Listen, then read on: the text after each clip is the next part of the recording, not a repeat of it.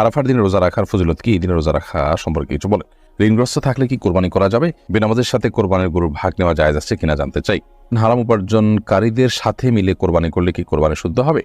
শুনে থাকি যে স্বামী স্ত্রী পরস্পর 4 মাসে বেশি দূরে থাকা যায় না, এটা কতটুকু সত্যি? কতটুকু পরিমাণ সম্পদ থাকলে কোরবানি ফরজ হবে? কোরবানির মাংস থেকে আত্মীয়ের ভাগ প্রতিবেশী গরিবকে দেওয়া যাবে কিনা? পিতা ও মাতার মাঝে মাঝে ঝগড়া হয়, মাতার দোষ বেশি থাকে, মাকে বোঝানোর চেষ্টা করলে অভিশাপ দেয়, এখন করণীয় কি?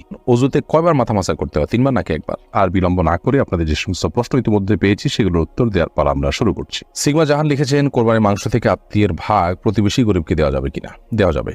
আত্মীয়ের ভাগ আত্মীয়কেই দিতে হবে। আত্মীয়ের ভাগ বলতে কোনো কথা নেই, আপনি গরিব দুঃখীকে দিবেন, আত্মীয় স্বজন পাড়া সবাইকে মিলে দিবেন। অতএব এখানে প্রতিবেশী আত্মীয় সবার জন্য একই ভাগ। অতএব আত্মীয়কে না দিয়ে প্রতিবেশীকে বেশি দিলেন বা প্রতিবেশীকে না দিয়ে আত্মীয়কে বেশি দিলেন, কোনো অসুবিধা নেই এর কারণে। অর্ণবী এই আইডি থেকে আপনি লিখেছেন, কতটুকু পরিমাণ